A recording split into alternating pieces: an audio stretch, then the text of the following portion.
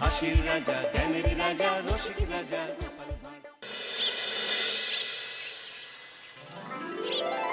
সত্যি এই বছর আমাদের কৃষ্ণনগরে ঠাকুর মুখ তুলে চেয়েছেন। হ্যাঁ মহারাজ, ধান একেবারে পরিপূর্ণ হয়েছে। তা কবে ধান কাটা হবে পুটির বাবা? ধান তো একেবারে পেকেই এসেছে, সপ্তাহখানেকের মধ্যে ধান কাটতে হবে। বেশ বেশ, তাহলে তো ভালোই হলো। এই মাসের শেষের দিকেই তো নবাব বাহাদুরকে শস্যের খাজনা পাঠানোর কথা। হ্যাঁ মহারাজ, এবারে নবাব বাহাদুর খুশি হবে। ঠিক বলেছ গোপাল।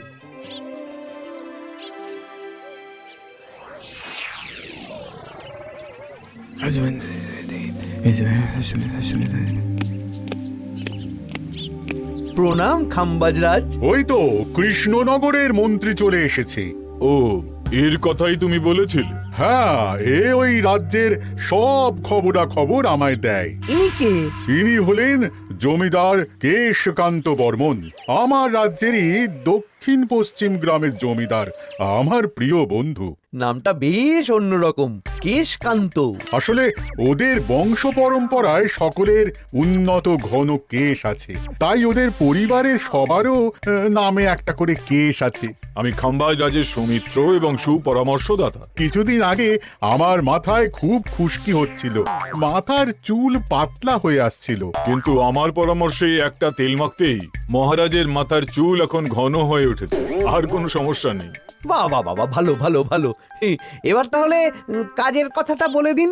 এবারে তো শুনলাম তোমাদের রাজ্যে অনেক ধান উৎপাদন হয়েছে, তাই স্বাভাবিকভাবে নবাব বাহাদুরের কাছে রাজস্ব অনেক বেশি দেবে, কি তাই তো? হ্যাঁ, এবারে রাজস্ব দানে কৃষ্ণনগরই প্রথম হবে। না, তা হবে না। নবাবের কাছে অত ধান পৌঁছবে না, এমনকি কৃষ্ণচন্দ্রের কাছেই চাষিরা বেশি ধান রাজস্ব দিতে পারবে না। সেটা কি করে হয়? পাকা ধানে মই দিতে হবে। বললাম না, ও আমার সুপরামর্শদাতা। হ্যাঁ, আমার মন্ত্রীকে বাণিজ্যের কাজে বাইরে পাঠিয়েছি কিছুদিন, তাই কেশকান্ত মাঝে মধ্যেই আমার কাছে আসে, গল্পগুজব করে আর সুপরামর্শ দেয়। কিন্তু আমি কি করব? তুমি রাতের অন্ধকারে চাষিদের ধান জমিতে পাকা ধানে মই দিয়ে দাও, এমন ভাবে কাজটা করবে যাতে কাকপক্ষীতেও টের না পায়। আর তাতে আমার লাভ? প্রত্যেক বছর নবাব রাজস্ব দানে বিজয়ীকে 3000 মোহর দেয়, আমি তোমাকে তার থেকে 1000 মোহর উপহার দেব। 1000 মোহর? হ্যাঁ হ্যাঁ, যাও যাও যাও, কাজটা শুরু করে দাও। আচ্ছা।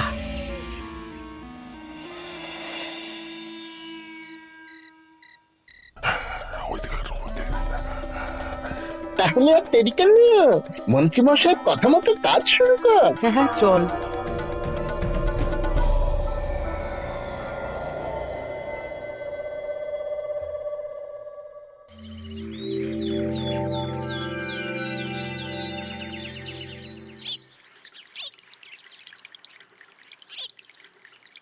এবারে তো চাষাবাদ বেশ ভালোই হয়েছে। আশা করি নবাব বাহাদুরের কাছ থেকে এবারে আমরাই পুরস্কার পাবো। হ্যাঁ মহারাজ, সারা বাংলায় কৃষ্ণনগরের মতো উৎপাদন এই বছরে কোথাও হয়নি। সর্বনাশ হয়ে গেছে মহারাজ, সর্বনাশ হয়ে গেছে। কি সর্বনাশ হয়েছে গো পুটির বাবা? গতকাল রাতে আমাদের সব জমির পাকা ধানে মই দিয়ে দিয়েছে। সে কি? এবার আমরা কি করব মহারাজ? কাদের কাদের জমিতে হয়েছে এসব? যেই জমিতে তাকাবেন সেই জমিতেই এই কাণ্ড, ধান ঝরে সব মাটিতে পড়ে আছে। এবার আমরা কি করব? হায় হায় হায়, এবার আমাদের রাজ্যের কি হবে? নবাব বাহাদুরকে তো জবাব দিতে পারবো না। বড় বিপদ হয়ে গেল, রাজ্যে গ্রহের প্রকোপ নেমে এলো। ও, আর কদিন পরেই আমার টেকে আসবে 1000 মোহর। ঠিক আছে, তোমরা সবাই এখন বাড়ি যাও। না, আমার মন মেজাজ ভালো নেই।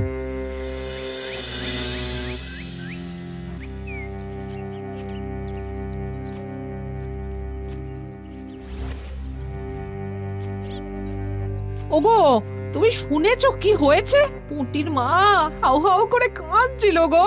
হ্যাঁ গিন্নি, পুঁটির বাবা কয়েকজন চাষি ভাইদের নিয়ে রাজসভায় এসেছিল। শুনলাম রাতারাতি কে বা কারা চাষ জমিতে পাকা ধানে মই দিয়েছে। কত বড় সর্বনাশ হয়ে গেল বলো, কি হবে গো? কি যে হবে ভগবান জানে। বলি তুমি পারলে না পুঁটিদের একটু সাহায্য করো। হ্যাঁ, আমি মনে মনে ভেবেই রেখেছি বুঝলে, এবার বেতন পেলে পুঁটিদের বাড়িতে মাসোহারার জিনিসপত্র দিয়ে আসবো। নবাব বাহাদুরের কাছে মহারাজ খাজনা কিভাবে দেবেন? সেটাই তো বুঝতে পারছি না। আপনি এত চিন্তা করবেন না, রাজবাড়ির ভাড়ার থেকে আপাতত কিছু বস্তা ধান পাঠানোর ব্যবস্থা করুন।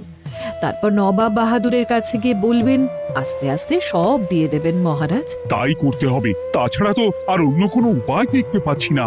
কিন্তু এবারে আর আমাদের মান রক্ষা হবে না।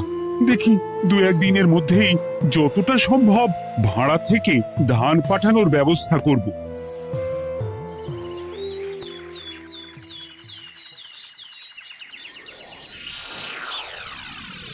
এই বছর 10,000 বস্তা ধান রাজস্ব এসেছে খাম্বাজ রাজ্য থেকে, 7,000 বস্তা ধান এসেছে বর্ধমান রাজ্য থেকে, আর মাত্র 100 বস্তা এসেছে কৃষ্ণনগর থেকে।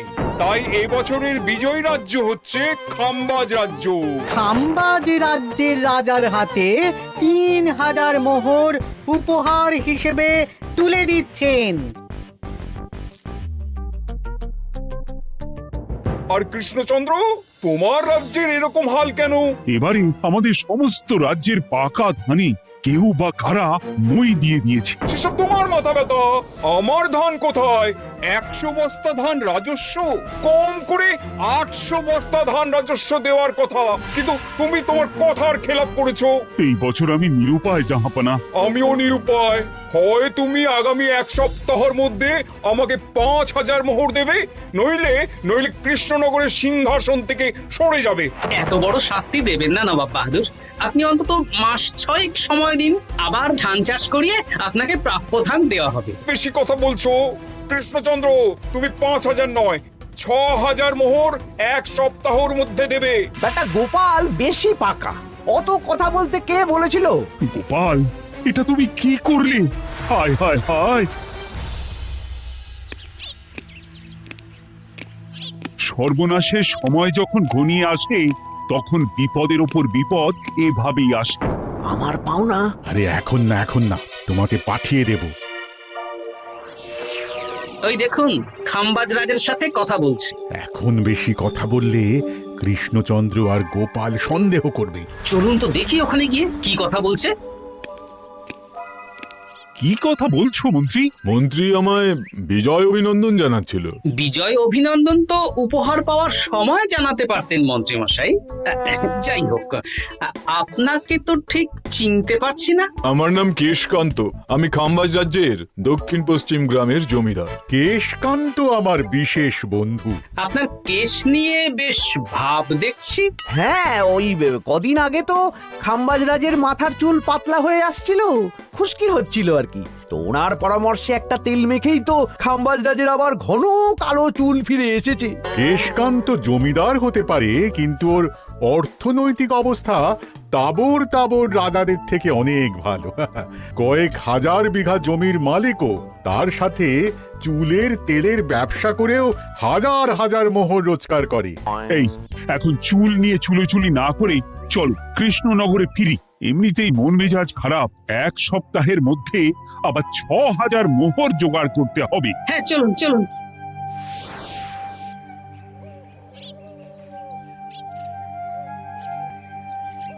আচ্ছা মন্ত্রীমশাই, আপনি এই কেশকান্ত জমিদারের ব্যাপারে এত কিছু জানলেন কি করে? ওনার সাথে তো আমাদের আজই প্রথম দেখা। হাওয়ায় কত খবরই ভেসে আসে, সেরকম আমার কানেও এসেছিল। এসব বাদ দাও। গোপাল, মন্ত্রী, দুজনেই ভাবনা চিন্তা করো কিভাবে 6,000 মোহর জোগাড় হবে। পাকা ধানে মই পড়লো, এখন আবার এত বড় বোঝা।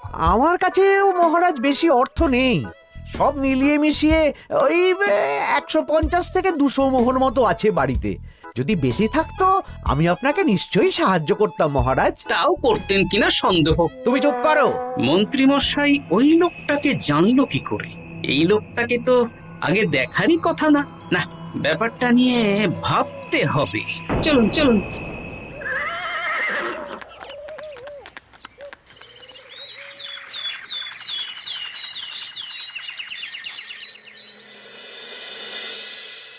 বুঝলে গিন্নি, 1 সপ্তাহের মধ্যে মহারাজকে 6000 মোহর জোগাড় করতেই হবে, নইলে সিংহাসন ছাড়তে হবে।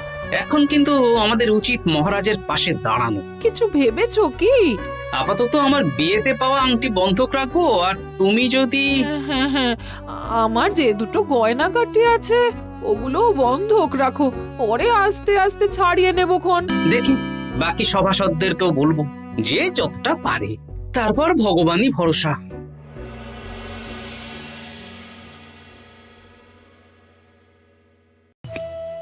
আপনি এত চিন্তা করবেন না মহারাজ। চিন্তা না করে কি আর কোনো উপায় আছে? সিন্ধুকে যা আছে তা দিয়ে 3000 মোহর হয়ে যাবে, কিন্তু তারপর আর কি করব? এবার কি নিরুপায় হয়ে জায়গা জমি বিক্রি করতে হবে? কিছু একটা করতেই হবে। আপনি গোপালকে একবার বলে দেখুন, প্রত্যেকবার যখনই বিপদে পড়েছেন তখন গোপালই আপনাকে বাঁচিয়েছে। দেখি আগামীকাল রাজসভা শুরু হওয়ার আগে গোপালের সাথে ব্যাপারটা নিয়ে আলোচনা করব।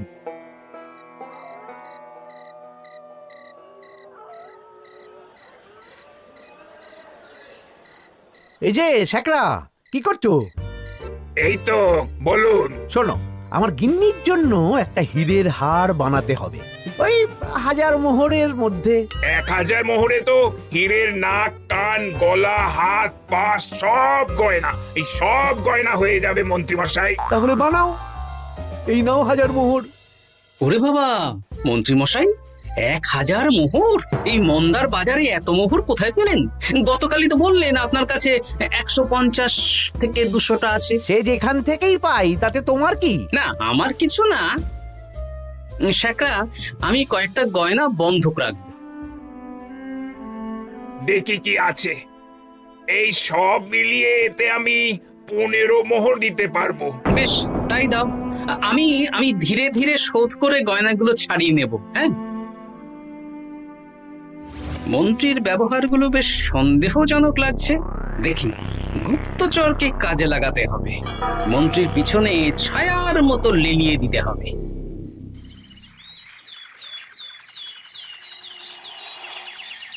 মহারাজ, আমি চেষ্টা করছি আপনার এই মোহর কিভাবে জোগাড় করা যায়, আপ্রাণ চেষ্টা করছি। দেখো, আমি 3000 মোহর পারবো, কিন্তু তার বেশি হলে জায়গা জমি বেচতে হবে, হাতে যে বেশি দিন সময়ও নেই।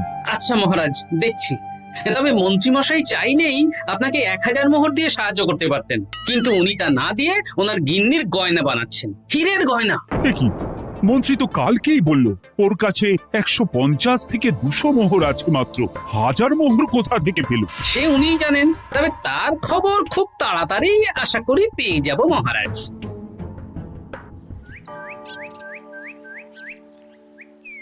কাজটা একদম ঠিক করলেন না মন্ত্রী মশাই। আপনার কথা শুনে আমরা সবার জমির পাকা ধানে মই দিলাম, কিন্তু আমরা একটা পয়সা পেলাম না। আপনি যে এই কাজ করার জন্যে খাম্বাজ রাজার কাছ থেকে ওই 1000 মোহর উপহার পেলেন, সেটা দিয়ে গিন্নির গয়না বানাতে দিলেন, কিন্তু আমাদের বেলায় লবডঙ্কা। আরে তোদেরকেও দেবো, একটু সবুর কর, আগে গিন্নির মাথাটা ঠান্ডা করি। না না, আমাদের এক্ষুনি চাই। আরে এক্ষুনি কি করে দেবো, আমার হাত খালি। আচ্ছা আচ্ছা, ঠিক আছে, এই নে 2 মোহর ধর, 2 ভাই ভাগ করে নি, পরে আরো দেবো। এটা কিন্তু ঠিক না। এসব আলোচনা খোলামেলা জায়গায় করা উচিত না। উফ, পরে তোদের সাথে কথা বলবো, এখন যেতে দে, বাজার করব, তারপর আবার রাজসভা আছে।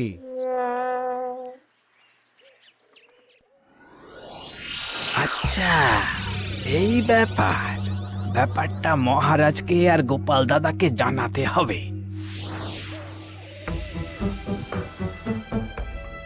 গোপাল দাদা, মহারাজ আসল খবর পেয়ে গেছি। কি খবর? আমি একটু আগে শুনলাম। কাজটা একদম ঠিক করলেন না মন্ত্রী মশাই।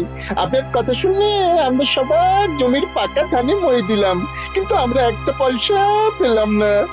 আরে তোদেরকেও দেবো, একটু সবুর কর। মন্ত্রী, আমি না তোমাকে মেরেই ফেলবো। মহারাজ, মন্ত্রী মশাই এখানে গৌণ। উনি অর্থের লোভে এসব করেছেন, আর ওনাকে দিয়ে করিয়েছেন খামবাজ রাজ। হ্যাঁ, যাতে এবারে বিজয়ী হতে পারেন। তাই আপনি এই খবর পাঁচ কান করবেন না মহারাজ।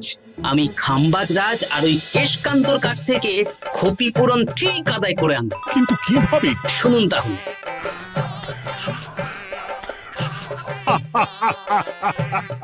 দারুণ বুদ্ধি। তাহলে এখন আসি মহারাজ, কাউকে কিচ্ছু বলার দরকার নেই। আপনি শুধু আগামীকাল সন্ধেবেলা খামবাজ রাজের দরবারে চলে আসুন। পারলে নবাব বাহাদুরকেও সঙ্গে করে নিয়ে আসুন। হ্যাঁ,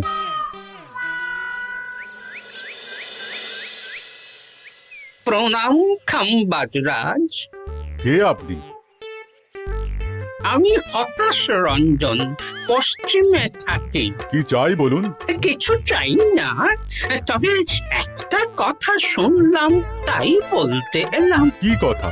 আমি শুনলাম মহারাজ আপনার মাথার চুলগুলো সব নকল। আমার এত সুন্দর চুল সব নকল? ফাজলামো হচ্ছে। আমি যদি প্রমাণ করে দিই আপনার চুল নকল, তাহলে কি? তাহলে আপনি আমাকে 100 মোহর দেবেন। আর প্রমাণ না করতে পারলে আমি আপনাকে 100 মোহর দেব। বেশ, দেখো, এক্ষুনি দেখো, আমারই তো 100 মোহর লাভ হবে। এখন না, এখন না, আজ সন্ধেবেলায়। বেশ বেশ, তখনই এসো। এবারে জমিদার কেশকান্তর বাড়ি যেতে হবে।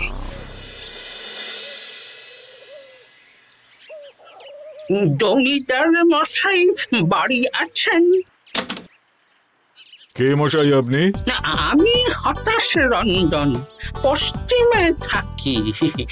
আমি বিশাল ক্ষমতাশালী লোক। কিসের ক্ষমতা? আমি রাজরাজাদের মারধর করি, চুল ধরে টানি, শাস্তি দিই।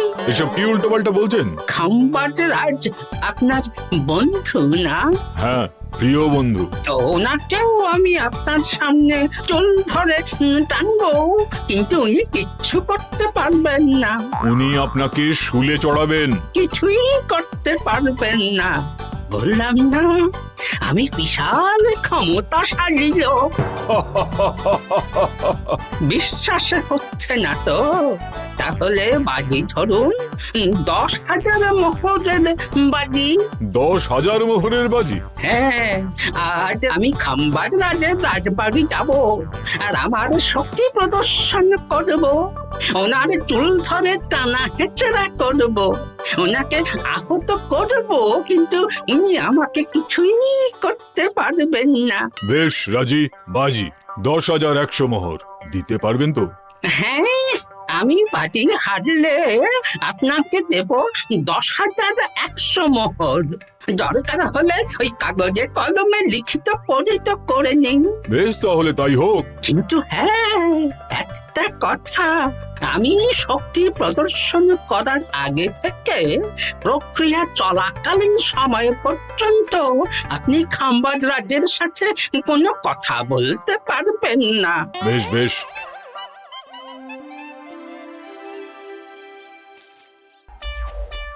তাহলে শুরু করি। শুরু করো। এবার আমি প্রমাণ করেই ছাড়বো।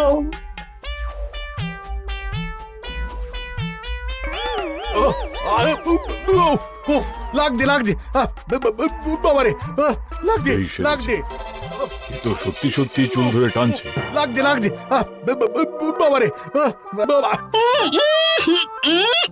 ওরে বাবা রে বাবা, কি শক্ত! এ কি, খামবাজরাজ কিছুই তো বলছেন না। তাহলে কি আমি হেরে গেলাম? না না খামবাজ রাজ, আমার ধারণা ভুল। যা শুনেছি তাও ভুল। এবার বিশ্বাস হলো তো? দাও দাও, এবারে 100 মোহর দাও। দিন কেশকান্ত মশাই, আমাকে 10,100 মোহর দিন। এ কি, ও তোমাকে 10,100 মোহর কেন দেবে? ওনার সাথেও তো বাজি ধরেছিলাম। কি বাজি? আপনার এখান থেকে বেরিয়ে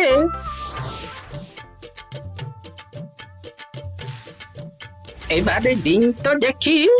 সব কাগজ কলমে লেখা আছে। এই নাও। হায় হায় হায় হায়। সাবাস গোপাল, সাবাস, তুমি আমার মুখ রক্ষা করেছো। গোপাল, কৃষ্ণচন্দ্র, নবাব বাহাদুর, আপনারা? হ্যাঁ, আমি গোপাল। এটা ছাড়া আর কোনো উপায় ছিল না খাম্বাজরাজ। আপনি আমাদের মন্ত্রীর মাথা খেয়ে যে জঘন্য কাজটা করিয়েছেন সেটা তো আর প্রমাণ করতে পারতাম না, তাই ছলে বলে কৌশলে আপনার প্রিয় বন্ধুর কাছ থেকে আদায় করে নিলাম। হ্যাঁ নয়, হ্যাঁ।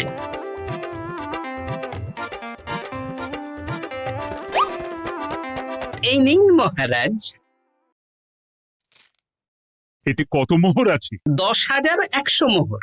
এর থেকে 100 খাম্বাজরাজকে দিন, 6,000 নবাব বাহাদুরকে, আর বাকিটা আপনার কাছে রাখুন। এত ধান নষ্ট হলো।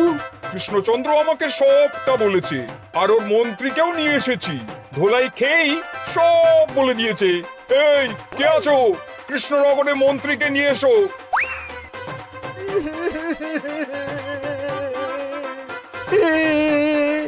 মার খেয়ে আমি সব বলে দিয়েছি খাম্বাজরাজ। উদ্ধার করে তো জাহাপানা, আমাকে ক্ষমা করে দিন। এর কোনো ক্ষমা নেই। তোমাকে আমি কারাগারে বন্দি করব। হায় হায় হায়, সামান্য টাকার লোভ করতে গিয়ে পুরো মাঠে মারা গেলাম।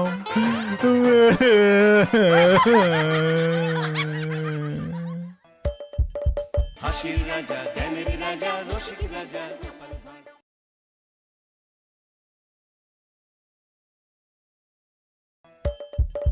হাসির রাজা, জ্ঞানের রাজা, রসিক রাজা গোপাল ভাঁড়।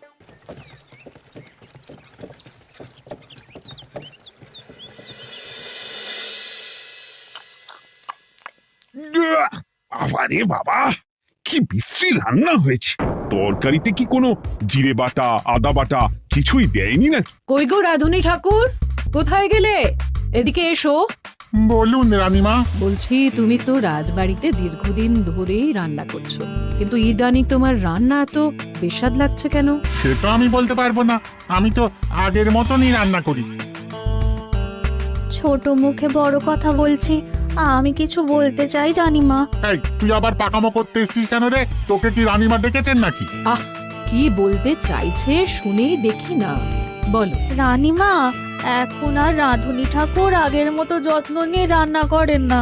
রান্নাঘরে পড়ে পড়ে ঘুমোয় আর তাড়াহুড়ো করে কোনো রকমে রান্না করে দেন। একদম বাজে কথা বলবি না। বাজে কথা না রানীমা, শিলনোড়ায় বাটতে ওনার কষ্ট হবে বলে আজকাল রাঁধুনি ঠাকুর শুধু জিরে ফোড়ন দিয়ে রান্না করেন।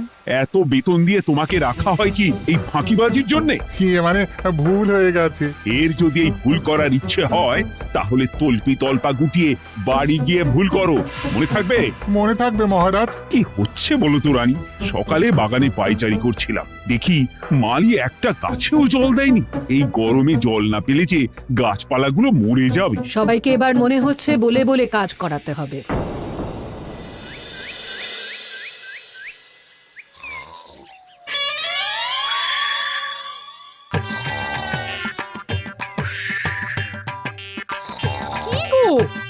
কদিন ধরে তো তুমি শুধু খাচ্ছ আর ঘুমোচ্ছ।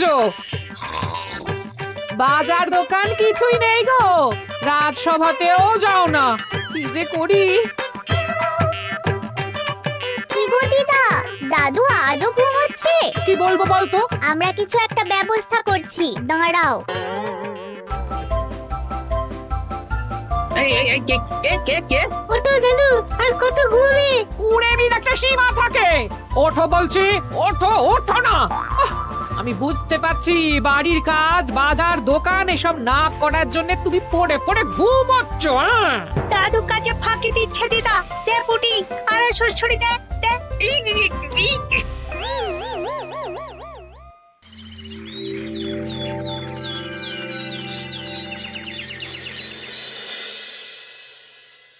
মহারাজের শরীর খারাপ, না মন খারাপ?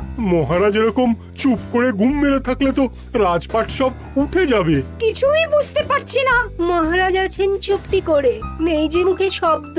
ফাঁকি দিলে এবার তাকে করব আমি জব্দ। অনেক শুয়েছি, আর নয়। মহারাজ, কে ফাঁকি দিচ্ছে? আমি তো ফাঁকি দিই না। পণ্ডিত, তুমি দিচ্ছ নাকি ফাঁকি? না না, বৈদ্য। আমি ফাঁকি দিলে সবাই ওই রোগে ভুগে মরে যাবে। আমি তো রোজ সময়ই রাজসভায় আসি, তাহলে আমি বলছি আসল কারণ। রাজবাড়ির রাঁধুনি ফাঁকি দিচ্ছে, আর 3 দিন ধরে রাজসভায় গোপাল বেপাত্তা। হ্যাঁ, এই গোপাল বেটাই আসল ফাঁকিবাজ। ওকে বরখাস্ত করে দিন। গোপালকে যদি বরখাস্ত করা হয় তাহলে বিপদে আপদে মহারাজের পাশে দাঁড়াবে কে? অসময় মহারাজ বুদ্ধি পাবেন কার কাছে? এই সুযোগ, এই সময় গোপালকে মহারাজের চক্ষুশূল করতে হবে। তাহলে আমি একেবারে জেঁকে বসতে পারবো।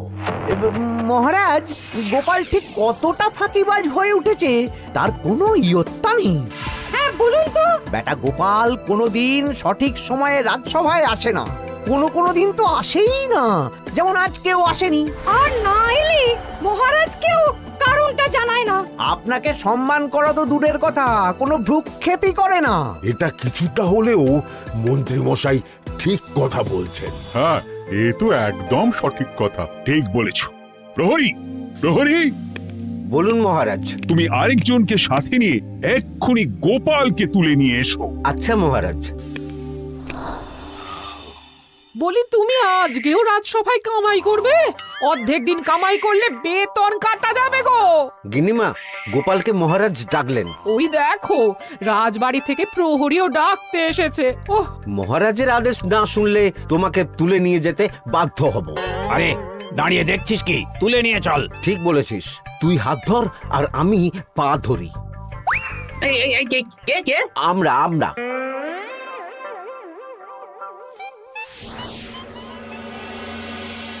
এসব কি গোপাল? তুমি বাড়িতে আছো, ঘুমোচ্ছ, অথচ রাজসভায় আসছো না, কি ব্যাপার? আগে মহারাজ, মস্তিষ্ককে বিশ্রাম দিয়ে বুদ্ধি বাড়াচ্ছিলাম। অনেক ব্যবহার হয়েছে তো, তাই একটু বিশ্রাম দরকার আর কি। আমার পুরো রাজসভাটাই ফাঁকিবাজ। আমি সবাইকেই বিদায় করব, আর গোপালকেও। এই সেরেছে, আমি ফাঁকিবাজ নই মহারাজ। আমি খোঁজ নিয়ে দেখেছি, সবাই কম বেশি গায়ে হাওয়া লাগিয়ে ঘুরছে। মহারাজ, আমি তো নদীর পাড়ে বসে শীতল হাওয়া গায়ে লাগাই, তবেই তো ঢেউয়ের মতো আমার ছন্দ আসে। কেউ ফাঁকিবাজ না মহারাজ, আসল ফাঁকিবাজ গোপাল। মহারাজ, আমি যদি দরকারে আপনাকে বুদ্ধি দিয়ে, ফাঁকা সময়ে বিশ্রাম দিয়ে ফাঁকিবাজ হই, তাহলে মন্ত্রী মহা ফাঁকিবাজ। কারণ মন্ত্রীর কাজ রাজাকে বুদ্ধি দেওয়া, তা তিনি করেন না বলেই আমাকে দরকার পড়ে। আমি তো ভাঁড়, আমি শুধু হাসাবো, এটাই আমার কাজ। তাতে কি, সেনাপতিও তো সেনাপ্রধান, ও কি যুদ্ধ করে? রাজ্যে শান্তি শৃঙ্খলা বজায় আছে, তাহলে যুদ্ধ করে হবেটা কি? হ্যাঁ, অকারণে পায়ে পা দিয়ে যুদ্ধ বাঁধাবো নাকি? হ্যাঁ, যত সব। যখন তখন বিপদ আসতে পারে, তাই যুদ্ধের জন্য সব সময় সামরিক শক্তিকে প্রস্তুত থাকা দরকার। হ্যাঁ, এটা গোপাল ঠিক বলেছে। সেনাপতিকে তো কোনোদিন সেসব নিয়ে মহড়াও করতে দেখি না। তাহলে দাঁড়ালো 3 জন ফাঁকিবাজ। মূল অভিযুক্ত গোপাল দিন রাত কামাই করে, মন্ত্রী মহারাজকে বুদ্ধি দেয় না, আর সেনাপতি যুদ্ধের প্রস্তুতি নেয় না। এই 3 জনকে আমি বিদায় করব। এই সেরেছে, এ তো দেখছি বিনা মেঘে বজ্রপাত। না, তবে তোমরা যে ফাঁকিবাজ নও সেটা প্রমাণ করার জন্য 12 ঘন্টা সময় দেব। আমাদের কি করতে হবে? তোমাদের 3 জনকে 3টে খালি বস্তা দেব।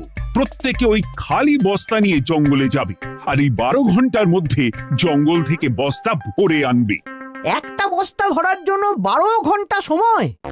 এ তো খুবই সহজ কাজ। সহজ কঠিন জানি না, যে ফাঁকি দিয়ে ফাঁকা বস্তা জমা দেবে বা কিছুটা ভর্তি কিছুটা খালি আনবে, সে সাজা পাবে। আচ্ছা মহারাজ, আমি বস্তায় কি নিয়ে আসবো সেটা কি আপনি দেখবেন? তা দেখব না, কিন্তু বস্তা ভরে আনতে হবে। আর যা বস্তায় ভরে আনবে তাই নিয়ে সবাই বাড়ি ফিরে যেতে পারবে। তার মানে বস্তাতে যা থাকবে সব বস্তার মালিকই পাবে। একদম তাই। বুঝে গেছি, ভিতরে কোনো গভীর পরিকল্পনা আছে।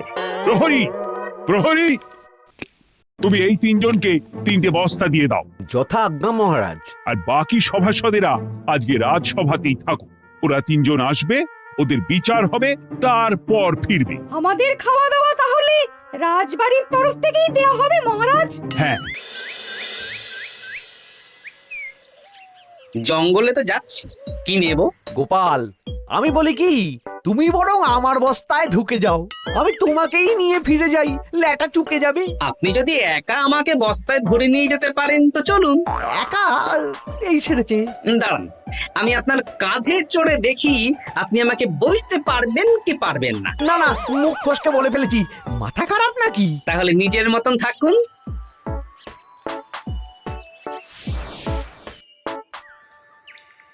এমন কি বা আছে এই জঙ্গলে? আমার কাজে লাগার মতন তো কিছুই দেখতে পাচ্ছি না। ওই তো ওই দিকটা একটু ছায়া আছে বেশ, ওই গাছের নিচে গিয়ে বিশ্রাম নিই। সেনাপতি, অত চিন্তা ভাবনা করার কিছুই নেই। মহারাজ তো আর দেখবেন না আমরা বস্তায় কি ভরে নিয়ে যাব। 12 ঘন্টা অনেক সময়। এখন বিশ্রাম নাও। আপনার ইঁদুরের পেট, আপনি বিশ্রাম নিন। দেখি জঙ্গলে থেকে কিছু ফল পেড়ে আগে খাই, তারপর না হয় ওই বস্তাটা ওই ফলমূলের খোসা আর মাটিতে পড়ে থাকা পাতা দিয়ে ভরিয়ে মহারাজের কাছে নিয়ে যাব। হ্যাঁ, বস্তা যখন বাড়ি নিয়েই যেতে পারবো, তাহলে বনের সব থেকে ভালো ভালো ফলগুলো আগে ভরে নি। গিন্নিকে এবার বলবো, বাজার আনি না তো কি হয়েছে, দেখো কত ফল এনেছি। যাই, এর থেকে কিছু মহারাজকে ভেট দেব, মহারাজ বেশ খুশি হবেন।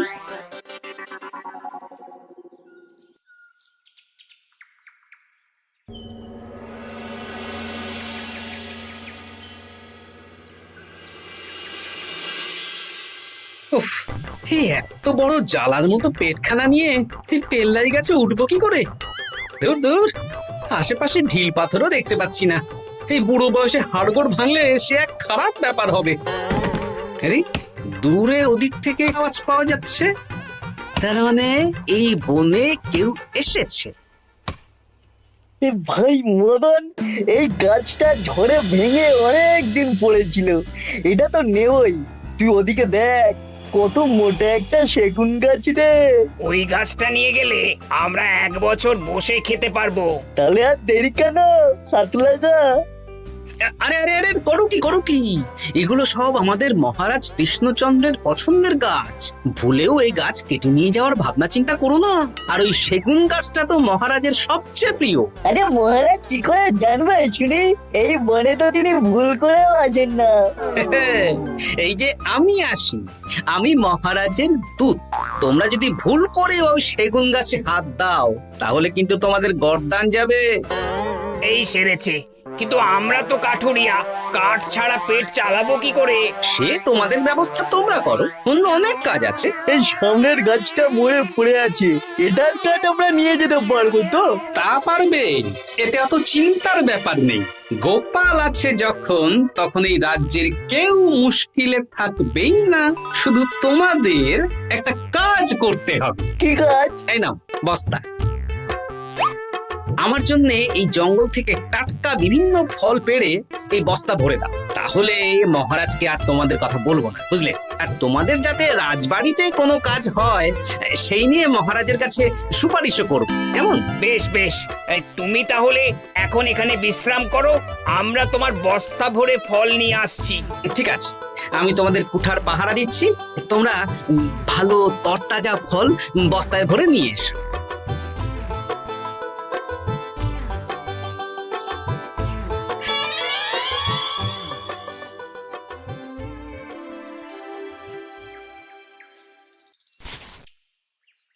ব্যাস ব্যাস ব্যাস, আমার বস্তায় পাতা ভরা হয়ে গেল, এবার যেতে হবে।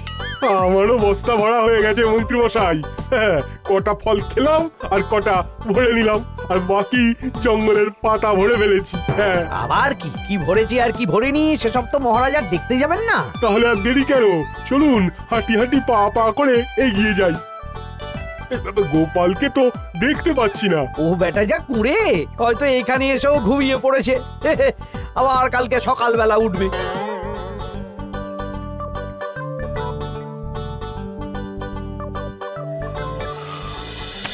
এই যে ভাইয়া, এই যে হ্যাঁ, কে কে?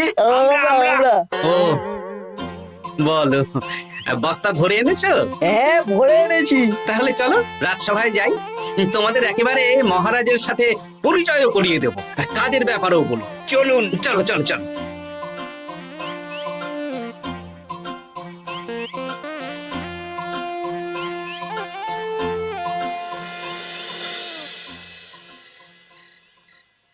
দেখা যাক মন্ত্রী সেনাপতি গোপাল কখন বস্তা ভরে আনে। এই তো চলে এসেছি, বিশ্রাম নিলাম, বস্তাও ভরে ফেললাম। এই দেখুন মহারাজ, আমিও বস্তা ভরে এনেছি। বাহ, তোমাদের বস্তা দেখে তো মনে হচ্ছে খুব হালকা। হ্যাঁ, আপনি যখন আমাদের বস্তা ভরে কি এনেছি সেটা দেখবেন না, তখন অত খাটাখাটনি করে কি লাভ মহারাজ? কিন্তু গোপালের এখনো অবধি দেখা নেই, ও কি সোনা গয়না ভরে আনছে? গোপাল যা কুঁড়ে আর ঘুমকাতুরে, হয়তো জঙ্গলেও ঘুমিয়েই পড়েছে। মহারাজ, আপনি একটা কাজ করুন, আমাকে আর মন্ত্রী মশাইকে যুগ্মভাবে বিজয়ী ঘোষণা করে দিন, ব্যাস। এত তাড়া কিসের? বাবা বাবা বাবা বাবা, তোমরা তিনজনেই বস্তা ভরে এনেছো, আমি খুব খুশি। আমার কথা শুনে কাজ করেছো, তোমরা তিনজনেই বিজয়ী। এবার বাড়ি যাও, যাও। গোপাল কি করে বিজয়ী হয় মহারাজ? এই বস্তা ভরে নিয়ে আসাতেও তো ওর ফাঁকিবাজি ধরা পড়ছে। কিসের ফাঁকিবাজি? এই যে দুটো লোক তোমার হয়ে বস্তা বয়ে আনলো, সে তো মহারাজ সহ আমরা সবাই দেখতেই পেলাম। তা তো ঠিক, গোপাল নিজে হাতে বস্তা ভরে আনেনি। মহারাজ বস্তা ভরে আনতে বলেছেন, আমি এনেছি, এখানেই কথা শেষ। আমি কাকে দিয়ে বস্তা ভরালাম, কে আমাকে সাহায্য করলো, সেসব তো কোনো শর্ত আরোপ করা ছিল না। কিন্তু পরীক্ষাটা তো কে ফাঁকিবাজ সেটা প্রমাণ করার পরীক্ষা। এখানে তো তুমি ফাঁকি দিলে গোপাল। এটাও ঠিক কথা, তাহলে গোপালের শাস্তি পাওয়া উচিত। মহারাজ, আপনার শর্ত ছিল সেই ফাঁকিবাজ বলে প্রমাণিত হবে যে বস্তা খালি আনবে। এইখানে আপনি একটা ছোট্ট ভুল করেছেন মহারাজ, বস্তায় কি আছে সেটা দেখবেন না আগেই বলে দিয়েছেন। তা তো বলেছি। আপনি নিশ্চয় জানেন, পাঠশালায় কিছু ছাত্রছাত্রী থাকে যারা পড়ার বইয়ে মুখ গুজে বসে থাকলেও পড়ায় তাদের মন থাকে না, মাথাতেও পড়া ঢোকে না, তাই সেই পড়া তাদের কোনো কাজে লাগে না। কি পণ্ডিত মশাই, এদেরকেই তো বলে ফাঁকিবাজ। বিলক্ষণ, এরাই ফাঁকিবাজ। ধন্যবাদ। তেমনি আমি যদি বলি সেনাপতি আর মন্ত্রী মশাই ওই ফাঁকিবাজদের মতনই ফাঁকি দিয়ে বস্তা ভরেছে, তাই ওদের বস্তা এত হালকা। সে তো আমি বুঝতেই পারছি। কিন্তু আমার বস্তায় যা জিনিস ভরে এনেছি তা একার পক্ষে সংগ্রহ করা মুশকিল ছিল, তাই আমি দুজনের সহযোগিতা নিয়েছি। মহারাজ, আপনি কি বস্তা খুলে দেখবেন নাকি? না না, আমি খুলে দেখলে আমার কথার খেলাপ হবে। এবার তো দেখছি আবার তিনজনের পরীক্ষা নিতে হবে। হ্যাঁ, নইলে প্রকৃত ফাঁকিবাজ কে সেটা প্রমাণ হবে না। কিন্তু ফাঁকিবাজ ধরার উপায় কি? মহারাজ, আমরা বরং আমাদের বস্তা নিয়ে বাড়ি না গিয়ে একদিন কারাগারেই থাকি, আর তাতেই প্রমাণ হবে এই বস্তায় সত্যি কি আছে যা আমাদের নিজেদের কাজে লাগবে। এটা ভালো বুদ্ধি।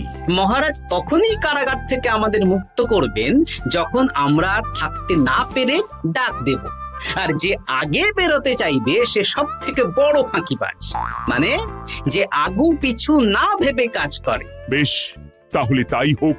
মহারাজ, কারাগারে শুধু জল ছাড়া আর কিচ্ছু দেওয়া হবে না, কারণ বস্তায় তো আর জল থাকতে পারে না। না না, তা কি করে হয়?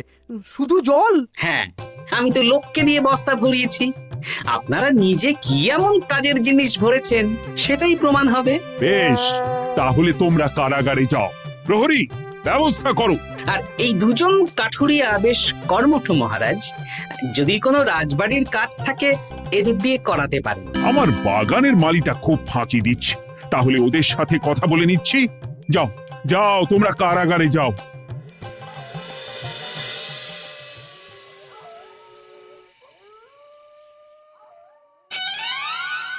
ওরে বাবা রে, কি খিদে খিদে পাচ্ছে রে। দেখি বস্তায় কি আছে দেখি।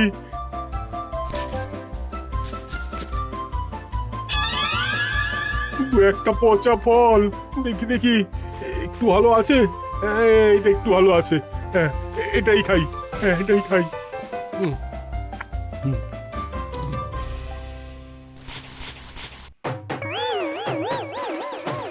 আমি তো শুধু পাতা ভরেছি, সেরেছি। আমাকে কি জল খেয়েই কাটাতে হবে। এবার আমি দেখি। টাটকা ফল আর জল, আমার কাছে যা ফল আছে এগুলো খেয়ে আরাম করে 5-6 দিন কেটে যাবে। ও গোপাল, আমাকেও কটা ফল দাও না গো।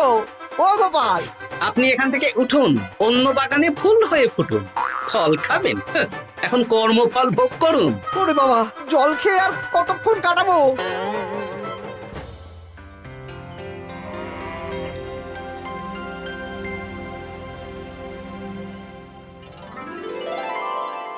উফ, পেটটা চুই চুই করছে, কি খিদে পেয়েছে না। আমি আমি বাড়ি যাব।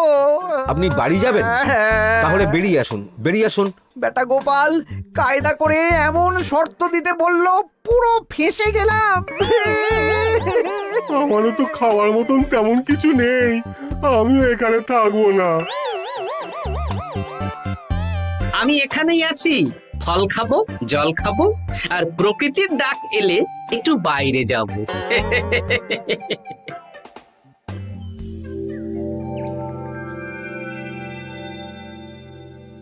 কি তোমরা কারাগারে এক রাতের বেশি তো থাকতেই পারলে না? কি আর করব বলুন মহারাজ, আমরা তো আর গোপালের মতন বস্তা ভরে টাটকা ফল নিয়ে আসিনি। বেটা গোপাল আমাদের দেখিয়ে দেখিয়ে ফল খাচ্ছিল, ওতে আমাদের খিদে আরো বেড়ে যাচ্ছিল। তাহলে এরা দুজনে তো হার মেনে নিল। গোপাল কি করছে? গোপাল খাচ্ছে আর ঘুমোচ্ছে। ওকেও নিয়ে এসো। আচ্ছা মহারাজ। একই মহারাজ, আমার তো এখনো বাইরে আসার ইচ্ছে হয়নি। কি আর করা যাবে, ওরা হার মেনে নিয়েছে, তার মানে তুমি জয়ী হয়ে গেলে গোপাল। আমার বস্তায় ভরে অনেক ফল এনেছিলাম, এখনো অনেক আছে। আপনি তাহলে বাকি ফলগুলো নিয়ে নিন। তাহলে তো এটাই প্রমাণ হলো গোপাল কাজের সময় ফাঁকিবাজি দেয় না, শুধু বুদ্ধি বাড়ানোর জন্য একটু বেশি ঘুমোয়। এই নাও গোপাল, তোমার উপহার। মহারাজ, আমি সময়ের কাজ সময়ে করি, আর বাকি সময় একটু ঘুমাই। আমার এখন ঘুম দরকার মহারাজ, কাল থেকে অনেক ধকল গেল যে। বেশ, তোমাকে ঘুমানোর জন্য 1 সপ্তাহ ছুটি দেওয়া হলো। ধন্যবাদ মহারাজ। কি সেনাপতি আর মন্ত্রী মশাই, এবার বুঝলেন তো, ফাঁকি দিলেই ফাঁকে পড়তে হয়, তাই কাজ করলে ভেবে চিন্তে করুন। চলি। খুব ঘুম পাচ্ছে।